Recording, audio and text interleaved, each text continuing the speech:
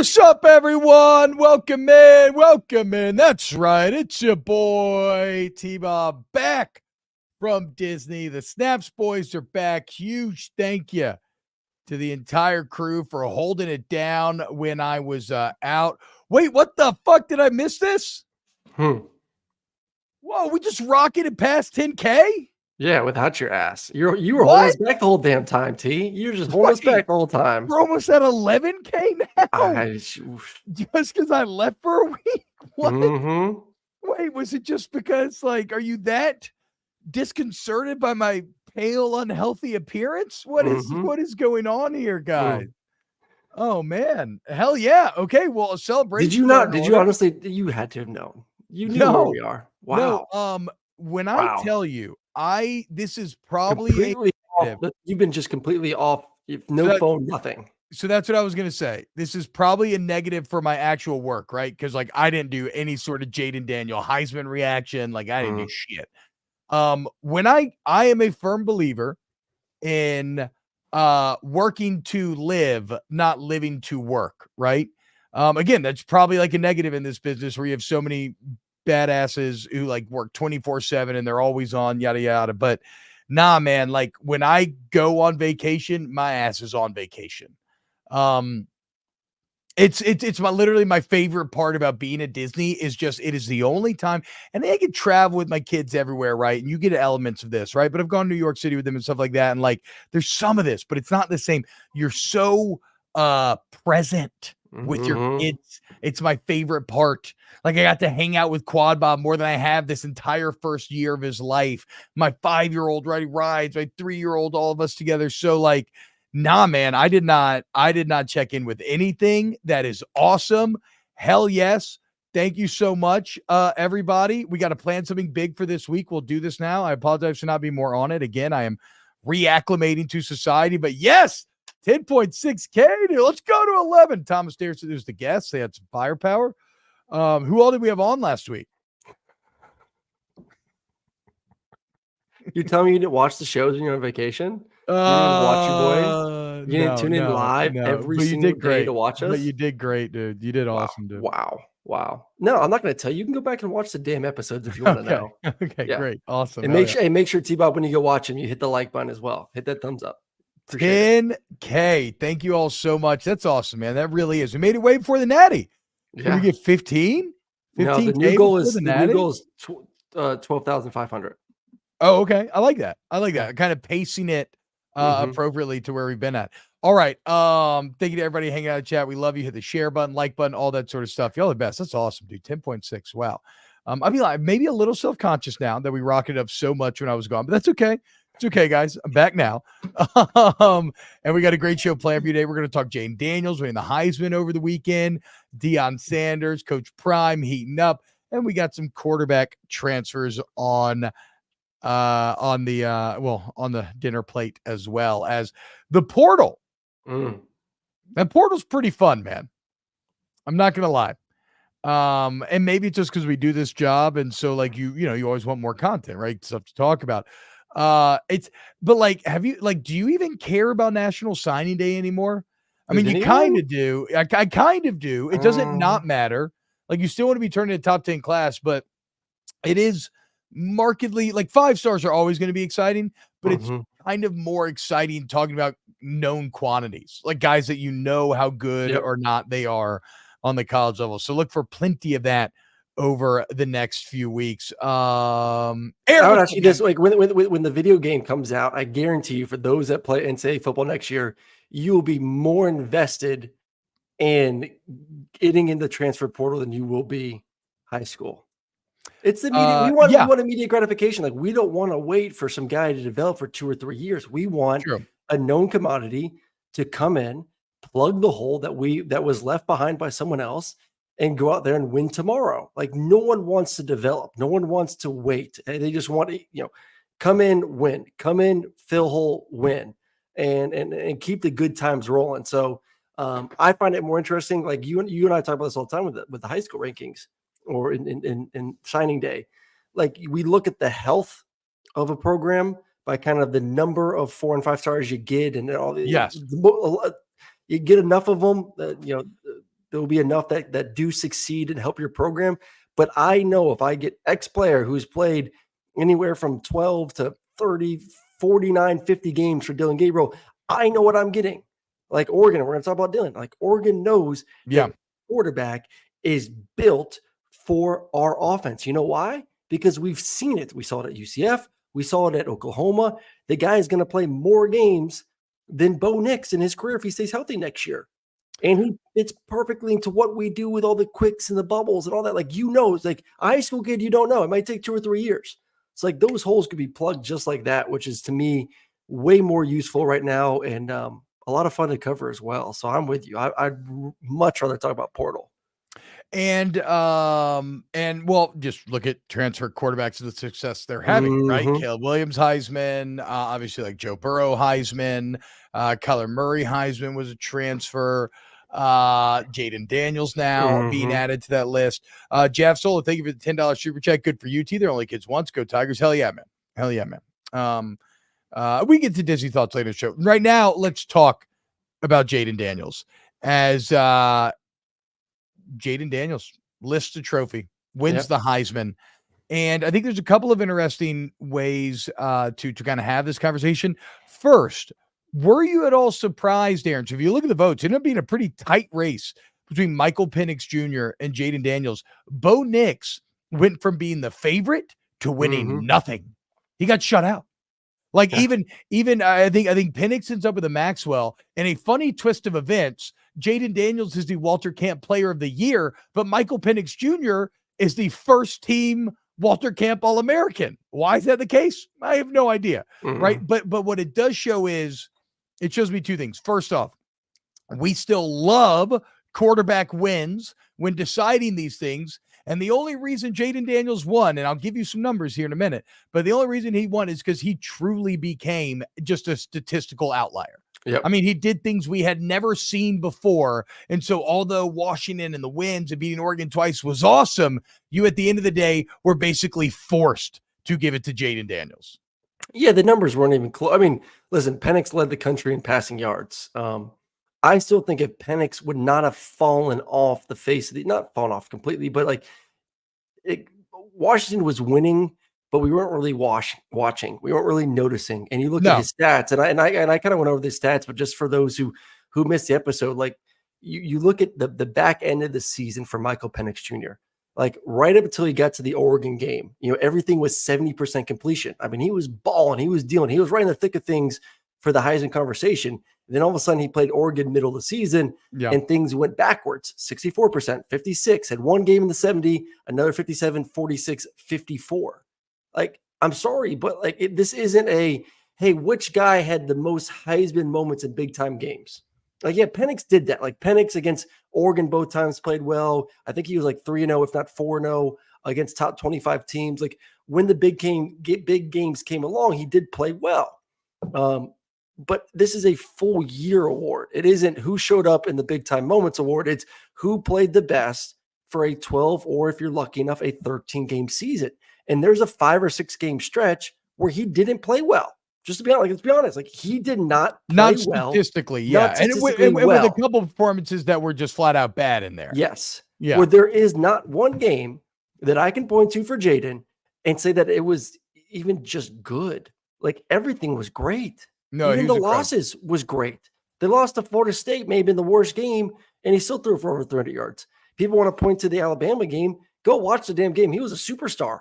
Yeah. Superstar. He got knocked out of the game, for goodness sake. Look at what that Alabama defense just did to the Georgia offense that we thought was very good, and then go watch what Jayden Daniels did to that Alabama defense. And in high leverage moments, right? Needing the touchdown right before half, the touchdown to open up the second half. Had he not been knocked out, that would have been a game down the stretch just because of Jayden Daniels. So, but so yeah, no, if Penix had even stayed in the neighborhood, he would have won it. He would have won it. If that, even if it was like mid 60 completion percentage and he was throwing multiple touchdowns a game, I think he would have won it, because then you would have had the argument of, hey, he has the stats, better stats. He has obviously the better wins compared to Jayden. He would have won it. But I just think that there was about a month gap where it's kind of like, where's Penix? What happened to Penix? What happened to the offense? I think I cursed him because as soon as I said that, hey, Washington is this year's LSU offense, they kind of went to crap. So, I mean, listen, LSU, I had your back. I had your damn back. I'm the reason why Jayden Daniels won the damn Heisman. So you can thank me later. I got into their head. They thought they were too good there on the West Coast.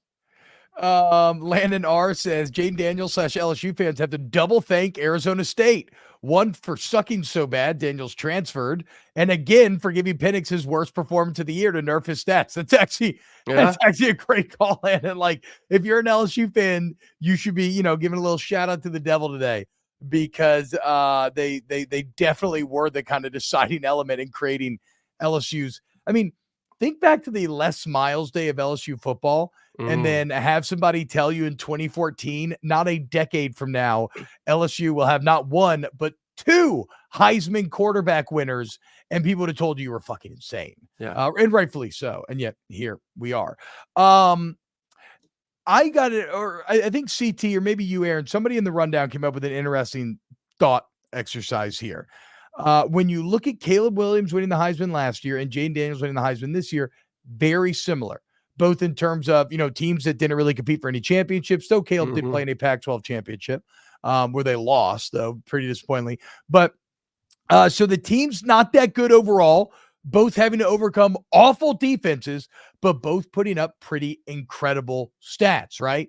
Both of them coming out to about 4,900 total yards. Jayden had 50 total touchdowns. Caleb had 52 total touchdowns. What do you think? Who had the better Heisman year? And I'm not talking Caleb Williams this year. Was Caleb Williams last year or Jayden Daniels this year better? I would say Jayden this year better. The plays that he made, especially running the football, I mean, they're similar, yet they're very different. Obviously, both created a ton of explosive plays through the air. Jayden this year, I was on an interview actually this morning talking about him. I've never seen a quarterback transform so much in one season. No, from being able to throw the ball vertically down the field. And that goes to kind of what I had their spring game and talking with the coaching staff. They really challenged him. They put him in really uncomfortable situations for those 14 practices leading up to the spring game and said, you're going to become a better passer. Your ass is going to sit in the pocket and we're going to force you to throw the ball down the field.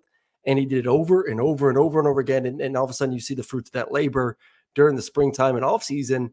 I would say maybe some of the Patrick Mahomes moments you would lean towards Caleb, like those special plays where he's rolling around and throwing the ball off different arm angles, like that really cool stuff that you love if you're just a quarterback guy.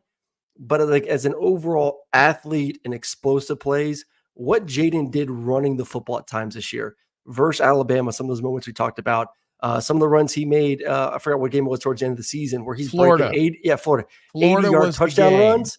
Like plays like that to me is what separated him from Caleb and is what has turned him into now a potential. I don't even think potential. I think a top 15, if not top 10 pick in the NFL draft. Yeah. That speed down the field is rare.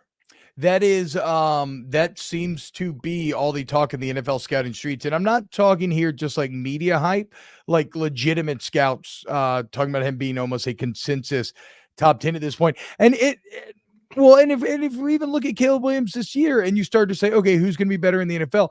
It does become a bit interesting because you mentioned the improvement of Jayden Daniels, and what that improvement speaks to more than anything is intangibles, right? Yeah. And so I know a lot of people who are physically gifted enough to play in the NFL, but are they smart enough? And do they have the work ethic, right? The maturity, all those things required. When you see a quarterback take the leap that Jayden Daniels did, that lets me know, okay, no, this dude worked his ass off. And we've talked about it. It's almost apocryphal at this point, right? Like all the early film studies. I got this new VR angle to talk about today, a new technology that Jayden was using this year that apparently he says really helped him, all sorts of crazy stuff. But the point is, like, his leap really shows you that he should score very high on the intangibles. And if you look at Williams versus Daniels this year, both are having to overcome awful defenses, and you could feel Caleb Williams pushing at times. Somehow, despite the fact that Jayden Daniels had 90 plays of 20 yards or more, it never really felt like he was pushing to the point where bad stuff was happening. Like he was being explosive while playing within himself. I will say this, though, and this is not the dog Jayden by any means, but he should have had Malik Neighbors should have won the Biletnikoff, the award for the best receiver. Yeah. Marvin Harrison Jr. won by 1 vote. Yeah, Malik Neighbors was the best receiver in college football this year. Maybe Aduze over there at Washington. I think he's obviously should be in the conversation as well. But like Malik Neighbors was an absolute beast. So was Brian Thomas. You had 2 elite receivers. You had, which I believe is going to win it, but I think they're the final 4 for the Joe Moore Award for best offensive line in the country. That's a good point. I think they're going to get it. I really do. Like I've been trying to push like a lot. All the guys that I know are voting for the award. I've been for like 2 months now. I've been like, dude, LSU is the best offensive line. Like you freaking know they are. You have maybe the best offensive line. We'll see what the vote is, but looking at the finalists, I think they are the best. And I believe a guy that got gypped to be the best receiver in the country. It's like that's my one worry if the committee or NFL kind of scouts saying, okay, Caleb did not have a great offensive line. Receivers were good, not great. You didn't have a defense. Yeah, we know Jayden didn't have a defense, but similar to like some of the knocks. Yeah, similar to like the knocks for Carson Beck that we talked about at times this year. He never got touched. He had elite receiver play. Had a stable of running backs. And I'm not saying he utilized it in a big way. Like I'm not going to say take it away. Like watching him throw the football, he was making NFL throws. Yeah, did he benefit from all the other factors? 100%. But doesn't take it away that if I'm an NFL scout, I'm checking off a lot of the boxes of what he can do as a quarterback. So that is true. I used this argument with Alabama a lot in the past where you had to be careful with trying to scout Alabama players, right? Because they run into a problem where the whole is greater than the sum of its parts, where on any given day, the whole team is just that much more talented than whoever they're playing. So everybody looks better. But in the NFL, individually, you're going to be on an even playing field. And so can you then succeed there?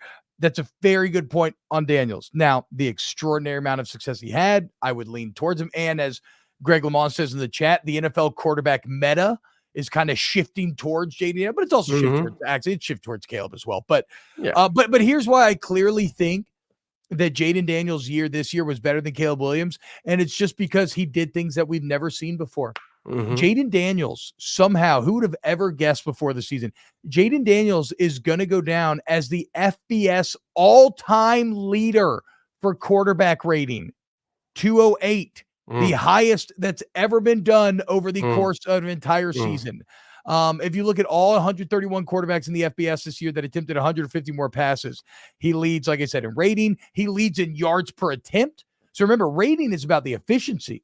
Yards per attempt is explosivity.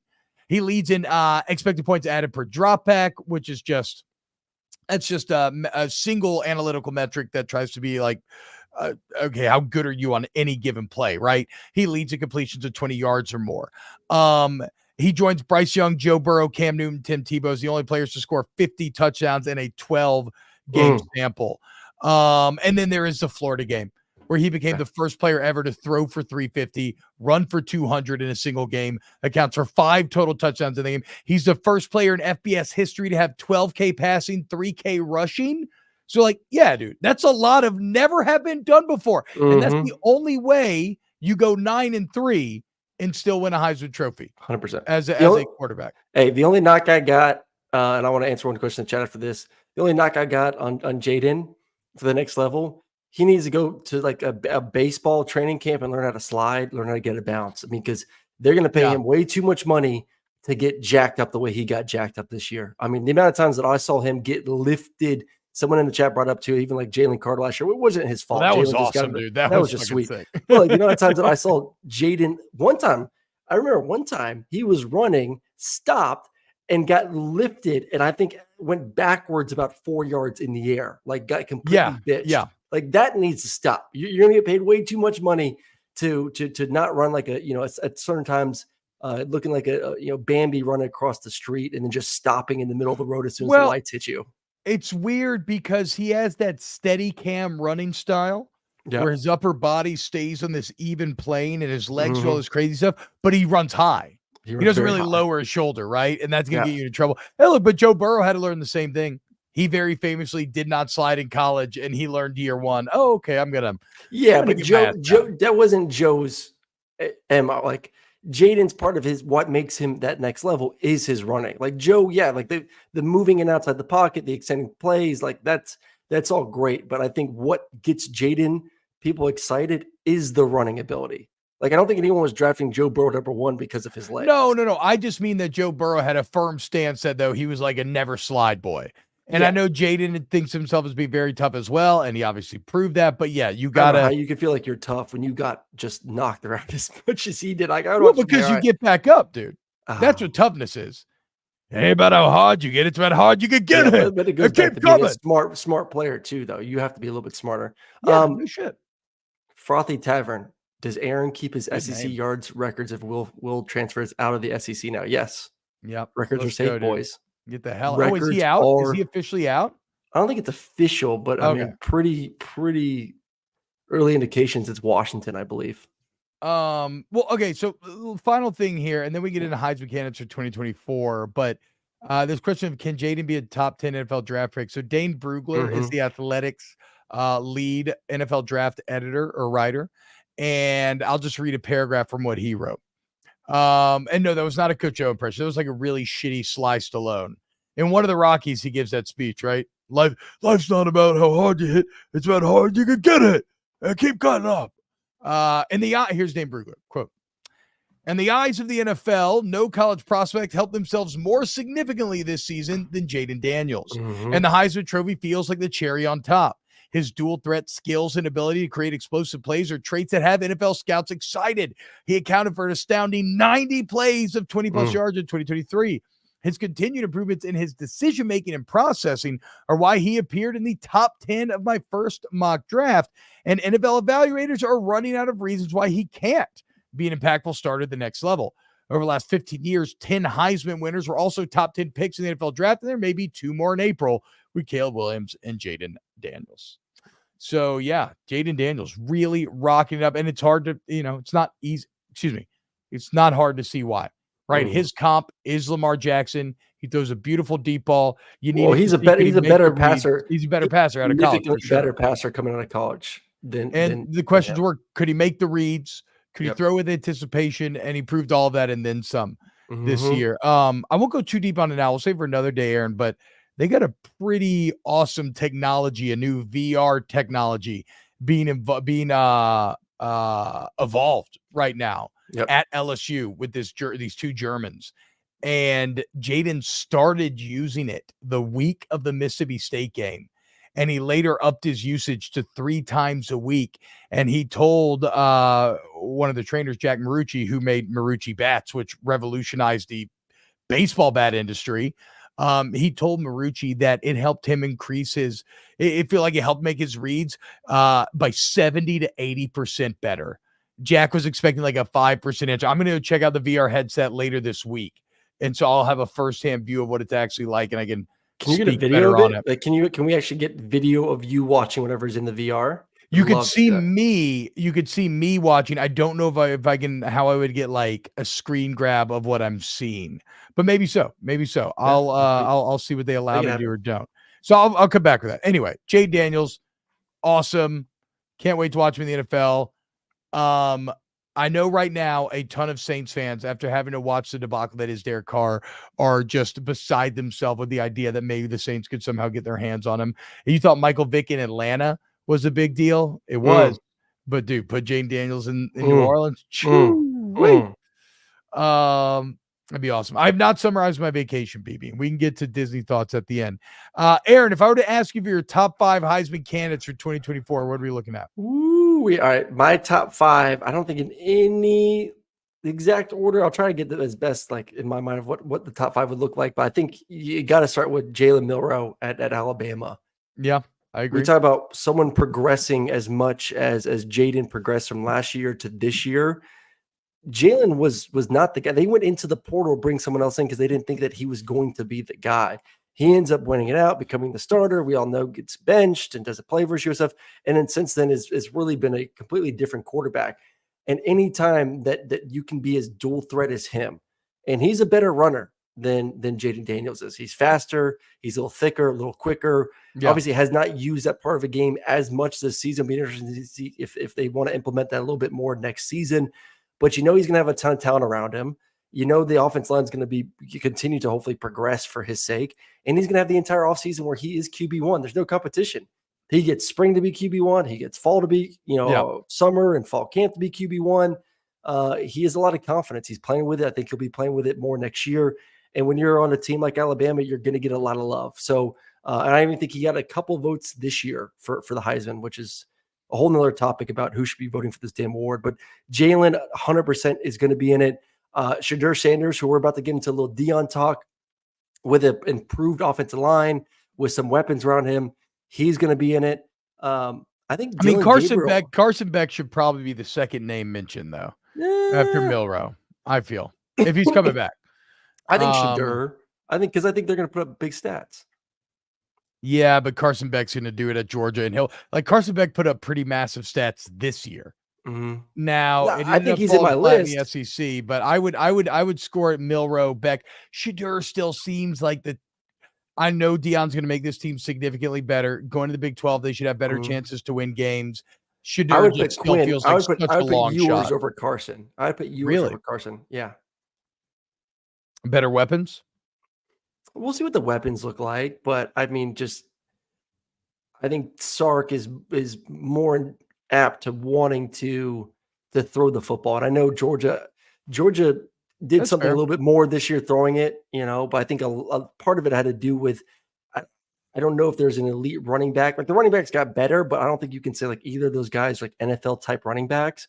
I think Georgia's obviously in the running right now for ETN for Florida. Their top running back got hurt right before the season started, so he'll be back next year. They got another young freshman they really like in Branson. So I think Kirby may want to get back to a little bit more balance, a little bit more running, where I think Sark will always be a little bit more on the heavy pass side. So I would lean a little bit more to Quinn over Carson, but Carson will be in it. And then I think Dillon Gabriel at Oregon, like I talked about earlier, he's a guy that will surpass Bo Nix for the most career starts in a career. And he's an offense that fits him perfectly. He's going to be on a contending football team with a lot of youth on that football team. You look at the roster, there's a lot of guys returning for Oregon next season. He was in the discussion this year after the Texas win. I think Dillon will be another guy that should be on that list early in the season for a contender. So I would go Milrow, like you said, Milrow, Ewers, Beck, certainly. Dillon Gabriel. I feel like I would almost go Travis Hunter over Shedeur Sanders, just because that's a lot of quarterbacks. And I know quarterbacks win this award, but sometimes they like to throw a guy in if they can. Yeah. And if Colorado wins more and Travis Hunter avoids getting hurt next year, like with another year of seasoning too, thinking about how dominant he could be with better offensive line play offensively, and then just he's already a shutdown corner. Like that could I would actually maybe score him a little bit higher odds. Okay, so give me your fifth guy then. Give me your fifth guy that makes it on this list. Jackson Dart. Third year, Lane Kiffin, Ole Miss. Bring back some weapons as well. I think they're in the running now for a couple of top receivers in the portal. You saw from him, same thing from year one to year two, how much better he got. He's going to get even better next season in year three with Lane Kiffin back again as the head coach. So I think Jackson can work his way. And Jackson being the problem is he'll put up the stats. I don't know if he can put up the Jayden Daniels stats to overcome being probably an 8-4, 8-4, 9-3 team. Yeah, I mean that will be the thing with him. I'm trying to think about where did Dart end up this year? 13th in the country. Yeah, I'm just looking at stats. Okay. Yeah, he'd have to take a But he's another dual threat guy. Like he's going to get you some rushing touchdowns. He's going to get you passing touchdowns. All right. So those are little Heisman candidates, maybe 2024. Other names we kind of bandied about, Ollie Gordon, maybe returning the running back from Oklahoma State. Luther Burden is somebody who I would say could maybe break through as a non-quarterback as well. We will see. As we did mention, though, we mentioned Shedeur Sanders' name. We mentioned Travis Hunter's name. Of course, both didn't play for Deion. And here's a quote that Deion gave to the Dan Le Batard show before the portal opened up. He said, quote, I'm in the portal like I'm not hard to find. I'm not hard to find. And guess what I'm finding? Linemen.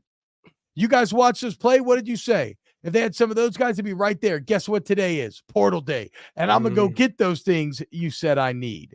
And, well, he's done just that. So out of the high school ranks, he gets Jordan Seaton, who is the number one offensive tackle in the country, beats out Ohio State, Alabama, Tennessee for Seaton. Then he goes and gets Justin Mayers from UTEP, who is on three's number 3 overall interior offensive lineman in the portal right now. He gets a right tackle from Indiana and Khalil Benson. He gets a right guard from Houston and Tyler Johnson. And he gets a center from UConn and Yakiri Walker. So I don't know if all these guys will work out, but Deion potentially looking at a fresh new 5 starting up front. Yeah, well, this goes back to what we talked about at the beginning of the show. Like you can fix your problems pretty fast in the portal era. Like he fixed a lot of problems last year. You bring in the skill. You know, he wanted to start with skill first. He wanted to bring in obviously his son and Travis and receivers and get that part of the team rolling, create the buzz, create the sexiness, create the excitement. Year 2 is now create the interiors, you know, create the size, the strength, the bully ball mentality, build the offensive line, build the defensive line. So I think he needs I know there's a focus on, you know, a little bit selfishly for him. How do I protect my son? That's his boy. You want to protect your son. I get it. But you also need to look at the other side of the line as well. Like you're a team that couldn't protect, you couldn't run, but you also couldn't stop the run either. You couldn't get after the quarterback consistently. So I think you need both sides a little bit if you truly want to be a contender in the new look Big 12 next season. But you may be able to outscore everyone. Like you probably have one of the best quarterbacks returning in that conference. If not the best quarterback, a potential first-round guy. You have the most gifted athlete in America that can play both ways. You'll have other talented receivers. If you could just protect and even give the ability to run the football to create some balance, you'll score 40-plus points a game. Yeah. It'll be interesting to see if he can get some defensive linemen now, too, through the portal. But we knew Deion was going to be able to do this. I'm just happy that he's hit it hard early. But hold on now, because we thought he would, but then everybody kind of thought he wouldn't, right? Like it was a deal where we didn't think the high school, but we knew he would hit the portal hard. That's different. But there was still ideas out there floating about that maybe Deion wasn't landing with transfers or with high school guys as well as he was kind of that as well as we would have all thought at the beginning. And then he lands a 5-star tackle, and then he gets these guys. You're like, oh, okay, well maybe that was. Listen, I talked to a couple Georgia guys about Deion, a couple guys in the portal, and I was just like joking with them, like, if Deion called, would you pick up? Like, hell yeah, it's Deion. Duh, dude. Yeah, like sure. Like people, these kids are like you and I may be different because of your age or experience, but put yourself back into your 18 to 22-year-old self. And this is for everyone in the chat too. Put yourself into your shoes of 18 to 22-year-old, and all these coaches are calling you, and then Deion Sanders calls you. Yeah. Your level of excitement is through the roof. So, like, I don't know, man. I think he's going to do just fine in the portal, and obviously he has already done that as well. And now you got a couple guys that can maybe plug in and play right away from the freshman class as well. So Texas Rocks says, last I checked, new O-line groups don't work well together. That's the thing about Colorado. It's not about creating a Joe Moore offensive line. They were just so awful. It's like how we talk about LSU's defense. Like, just be average.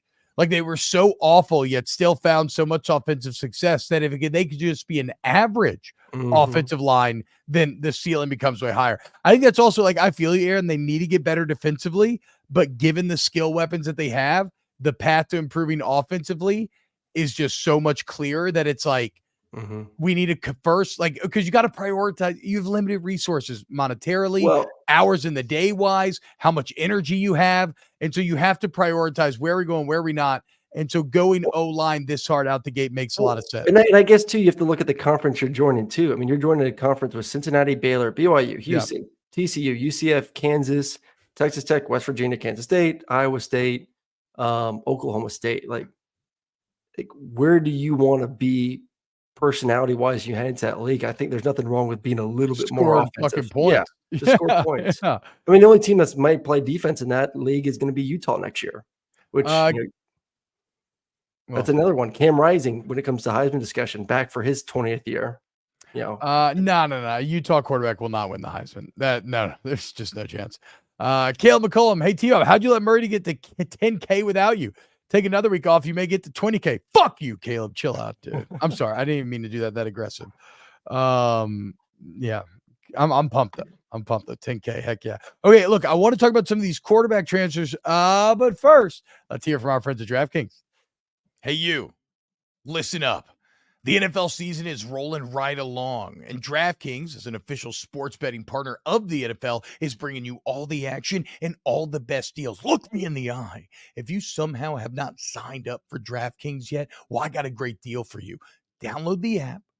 Use the promo code T-Bob, T-B-O-B, and when you bet $5 on any NFL game, you get $200 in bonus bets instantly, which you can then go play with. But T-Bob, I love snaps, I love you, and I've already signed up. Well, guess what? DraftKings is taking care of all their customers throughout spooky season as you get game day sweeteners the entire month of October. So whether you're new, whether you've been around here for a while, DraftKings is the most fun place to play. It's taking care of you. Again, if you're signing up for the first time, promo code T-Bob, $5 NFL bet, nets you $200 in bonus bets instantly. So let's have some fun watching the games this spooky season. DraftKings, the crown is yours.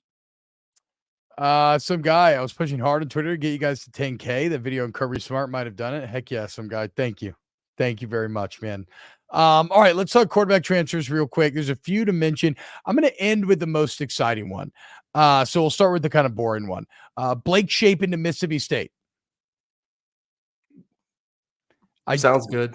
Just I know, dude. It doesn't like move. I mean, he's played some good football. It's a Band-Aid. It's a Band-Aid. They just need to get through next year with an experienced quarterback and make it respectable as they try to build this program up. But doesn't like, it wasn't the super sexy get, but it's Mississippi State with a team that didn't go bowling. Like, I don't know what your expectations Jeff were. Levy and Blake Shapen don't get you fired up, dude. No lead in the pencil. Damn.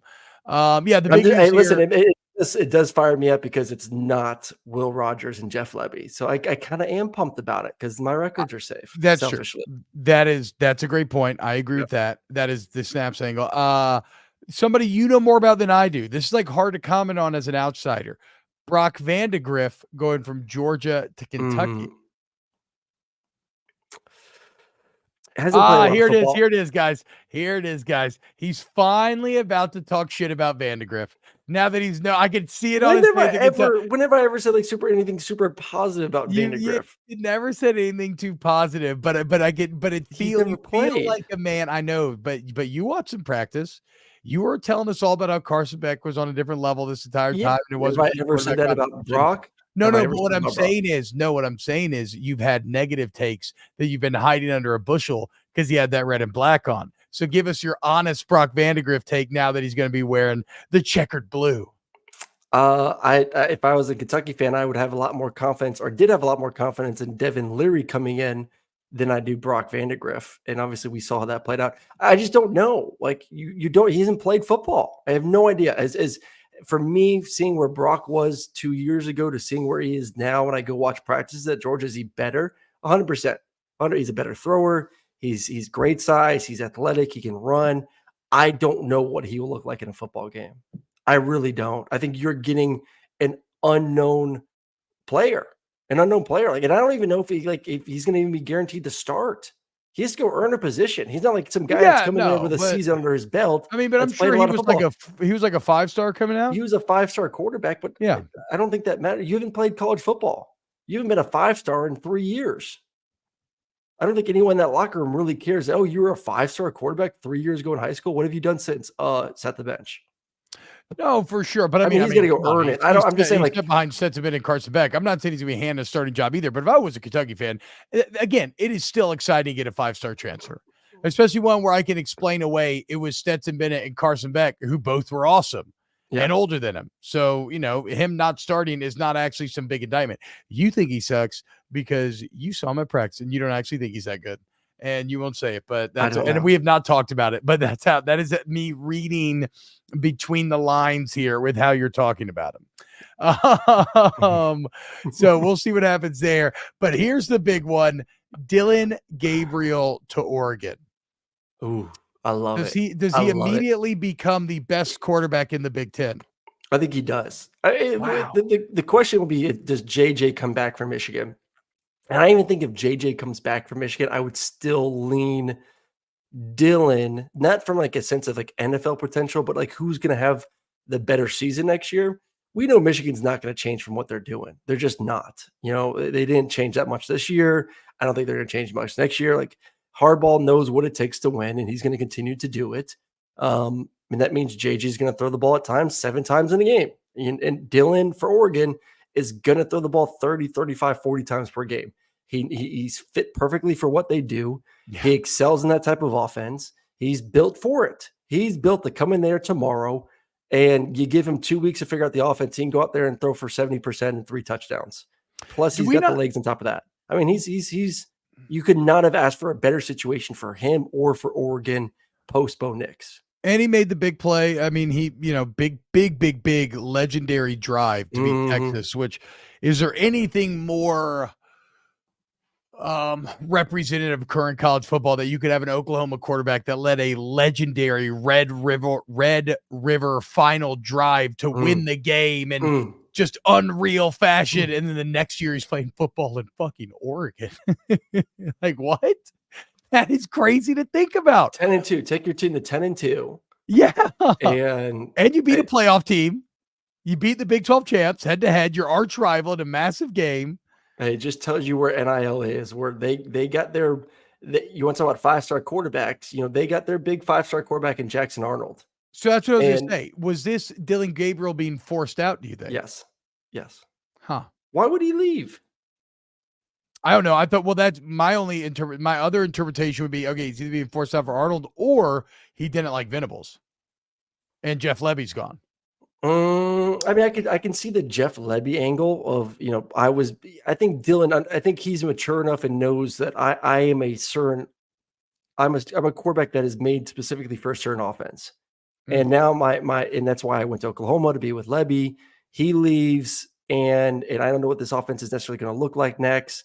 And I think it's a mixture of that, but I do think that there's a little bit more of a push of Dillon, you're a really good quarterback. You're a good college quarterback. What you gave us this year is maybe the best, but we have this 5-star guy that we think is a potential Heisman caliber, top 10 NFL quarterback. We need to get him on the playing field or we may lose him. I think that may have been a conversation too of like, there may have been a conversation with Jackson Arnold saying, hey, like I want to play or I'm leaving. Yeah. And the coaches have saying like, who are we going to build this offense around for the next 2 years? Well, it's going to be Jackson. Yeah, that is where it kind of gets interesting too, because like Dillon Gabriel could be the better quarterback today, but if you have the staff believe that Arnold has a higher ceiling, you may have to eat some shit in the short term, try to develop Arnold, and then hope for greater rewards in the in the future. Which I think for Dillon, it's a better situation. I don't care. Like tell me, no, for definitely me to go there is way better than me being in Oklahoma going to the SEC with a new OC. Yeah, I agree. It's so weird that I still don't know how to fully feel on Brent Venables. And I know Oklahoma fans are going to give me shit. Like, what are you talking about? You went from 6-7 to 10-2. Like you're right back in the 10 wins that you wanted to. And it's like, yes. But now what? You've lost your OC. Did they lose their DC as well? I don't think they lost their DC. I mean, I guess it wouldn't matter because it's, Venables kind of system anyway, but you lose your OC, you lose Dillon Gabriel. I don't know, man. I think what it is outside looking in, Venables seems so intense. I struggle to see him like connecting with some of these modern day players, but he must, I mean, still do a better job, but we'll see Oklahoma. We're going to find out in the SEC next year. Alan Cruz says, can't wait for that Texas Bama rematch. Let's not count our chickens yet. I can't believe that I didn't get to sit here on rail on the just fucking bureaucratic political beauty pageant nonsense that was Alabama. How about you learn to not schedule a family vacation in during football season? How about that, team? Back-to-back years, we schedule a pregnancy, a birth of a child, and then we schedule a trip to Disney right around SEC championship weekend. I mean, like, can we not hold off another month? Like, can we just not hold off till middle of January? Working to live. not living to work. Just Just leaving know, Hester and I out to dry on one of the most important weeks of the college football season, but it's okay. I mean, bro, I skipped going to the Heisman in New York. Yeah, like Greg said, playoff invitational. Yeah, I mean, it's, but T-Bob, the best teams got the best teams in your opinion.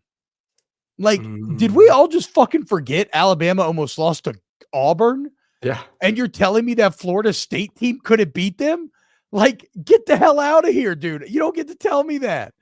And But to Arkansas. Don't forget, almost lost to Arkansas too. it's kind of funny though, because it's one of those deals where, okay, you see this a little bit in certainly like politics or maybe your job or something like that, where you get fed a pile of shit that you didn't deserve, and you're angry about it, and you're like weeping and gnashing teeth, you're tearing up your shirt like this is horse shit, and then you know what you do?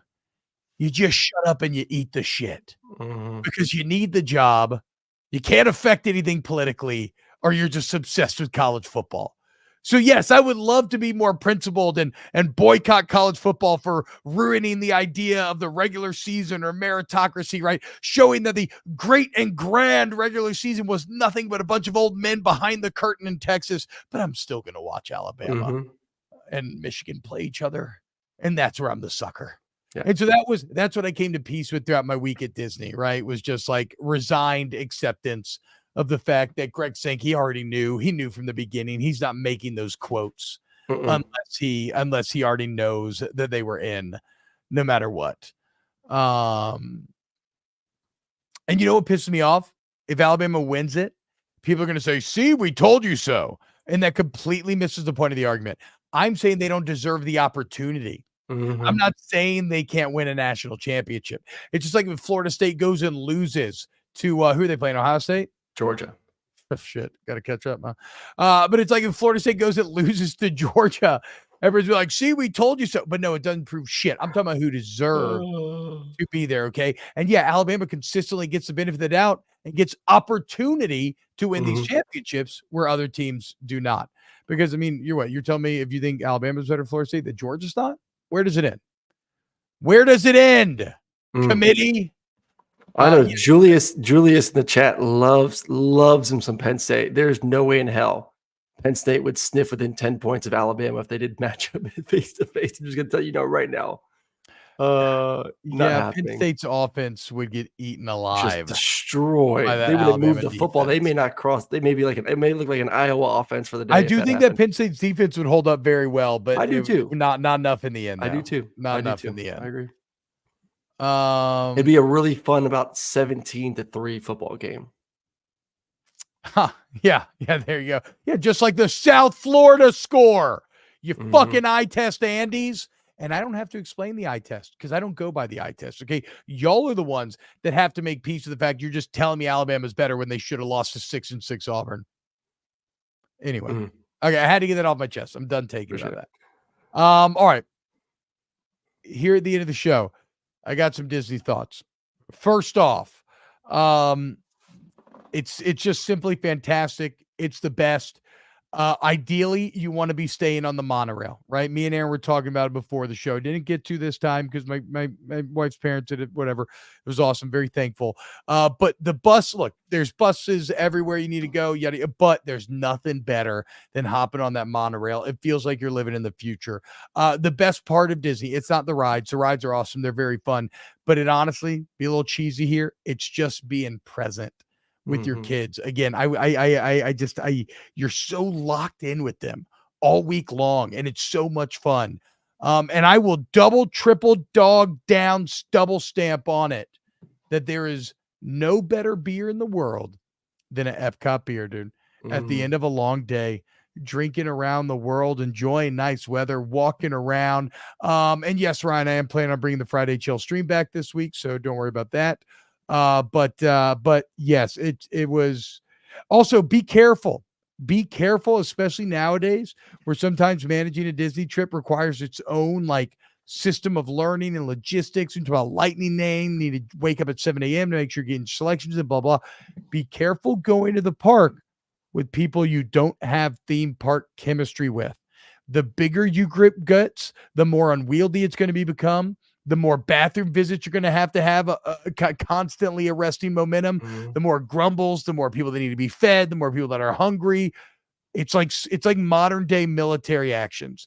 Like a special forces smaller group can be way more effective than just these large volume armies. So I get it. You want to go with your cousins, maybe you want to go with your friends. I'm just saying, just make sure y'all are all on the same page. Because I don't like a big group in a theme park. I like to be a tight unit, moving all as one. And that gets harder to do the more and more people that you have. But God, I love it. I'm already planning my trip to go back, dude. I'm trying to go back in like March or February or something.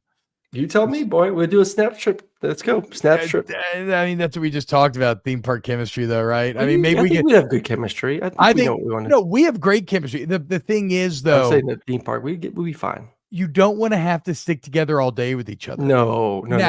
I really don't want to stick with you all day anyways. And then if we go meet at Epcot at the end of the day for some beers, I mean, there we go. All right, maybe hit up the old Rose and Crown, head over to Canada, to Japan, wherever. Some guy heard Disney beer is the best because you pay $40 a pint. That's the other part. When you go to Disney, if you are thinking about money at all, you're going to have a bad time. You have to accept that you're going to deal with that day when it comes. You're going to deal with that credit card bill when it comes. And that's when you allow yourself to feel the squeeze and get stressed out. When you're there, just treat money like it's Monopoly money. Financially irresponsible? Yes, but makes it all way more enjoyable. Just fuck it. Get Apple Pay on your watch and just keep doing this the whole time. Just bleep, bleep, bleep, and you're going to be good to go. You're going to love it. See you tomorrow. Yeah. Like, subscribe. Yeah. Like, subscribe. Thank you so much for 10K. It's awesome. The road to 15K begins now. So go ahead and all that good stuff. And we will see you tomorrow for a brand new episode of Snaps.